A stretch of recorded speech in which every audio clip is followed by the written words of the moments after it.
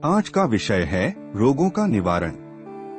आइए इसे विस्तार से समझते हैं। रोगों को दूर करने के लिए अनेक प्रकार के इलाज चालू हैं। इलाज करने वाले बीमारियों को अच्छा करने के लिए बहुत तरह की दवाएं बनाते हैं। कई दवाएं तो सोने, चांदी या रत्न, जवाहरात से भी महंगी होती हैं। उन बहुमूल्य दवाइयों के गुणगान करने में बड़े बड़े प्रमाण दिए जाते हैं, परंतु इन औषधियों को अपनी मन मर्जी से कोई चाहे जितनी मात्रा में नहीं खा सकता। यदि उनके सेवन करने या कराने में जरा सी असावधानी हो जाए तो लेने के देने पड़ सकते हैं।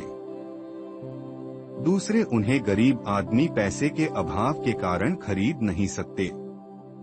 तीसरे बनाने में त्रुटि हुई या रोग का निदान न हो सका तो उसका कुछ अच्छा असर नहीं होता। इन कीमती दवाओं की अपेक्षा इस अध्याय में हम एक ऐसी दवा बताएंगे जो गुण में हर एक कीमती दवा से बढ़कर है और कीमत में सबसे सस्ती है। सेवन करने में कुछ भी कठिनाई नहीं, हर आदमी के पास हर समय रह सकती है और शर्तिया फायदा पहुंचाती है। इस दवा का प्रयोग किसी भी दशा में व्यर्थ नहीं जा सकता। सच तो यह है कि जब तक दवा का थोड़ा बहुत मिश्रण न हो तब तक अन्य दवा दारू कुछ भी लाभ नहीं पहुंचा सकते। क्या तुम उस दवा को जानते हो? यदि नहीं जानते तो हम बताए देते हैं। यह दवा है मानवीय विद्युत। रोगी के कीटाणुओं के प्रसंग में हमने बताया था कि छूत के रोगों में मनुष्य की विषैली बिजली दूसरों पर असर कर जाती है। तुम्हें जानना चाहिए कि जब खराब बिजली में असर करने वाली ताकत है, खराब बिजली खराब असर करती है तो अच्छी जरूर अच्छा असर करेगी।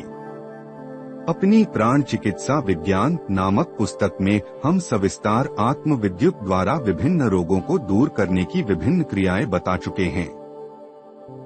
उन बातों को पूरे ब्यौरे के साथ यहाँ दोहराना अभीष्ट नहीं है। यहाँ तो उनकी थोड़ी सी जानकारी भर दोहरा देना पर्याप्त होगा। हथेलियां या उंगलियों के पोरबों अंतिम छोरों में रोग निवारक शक्ति अधिक मात्रा में पाई जाती है। पीड़ित स्थान पर इनका प्रयोग करना चाहिए। जब तुम्हारे पेट में कोई शिकायत हो, दर्द हो रहा हो या कुछ और गड़बड़ हो तो अपनी हथेलियों को गोलाकार में उस स्थान पर घुमाओ कुछ देर। यह क्रिया दाईं ओर से बाईं ओर करो और गोलाकार में घुमाने लगो। बीच बीच में थोड़ी ही देर में देखोगे कि पेट में उमड़ने वाली वायु घट गई है और दर्द अच्छा हो रहा है। हथेलियां जब किसी अंग की त्वचा को रगड़ती हैं तो गर्मी पैदा होती है। यह शारीरिक तेज जिस स्थान पर अधिक तेज होगा वहां रक्त की चाल बढ़ जाएगी, तदनुसार बीमारी को हटना पड़ेगा। यदि सिर में दर्द हो रहा हो तो वहां भी एक हाथ या दोनों हाथों से स्पर्श करना चाहिए। जहां फुंसी, कसक, दर्द, अकड़न, तनाव, खुजली या भारीपन मालूम पड़े वहां उंगलियों के अग्रभाग से या हथेली से धीरे धीरे सहलाना चाहिए। ऐसा करने से उस स्थान के स्वस्थ जीवाणुओं को बल मिलता है और वे अपने आसपास भरे हुए विजातीय द्रव को बाहर निकाल देने के लिए तैयार हो जाते हैं। हमारे देश में आत्म विद्युत द्वारा रोगों की चिकित्सा करने का घर घर प्रचार है। जब कोई आदमी थक जाता है तो उसके पैर दबाए जाते हैं ताकि उसके निर्बल तंतुओं में दबाने वाला अपनी बिजली भर दे। देखते हैं कि पैर दबाने के बाद थका हुआ आदमी प्रफुल्लित हो जाता है।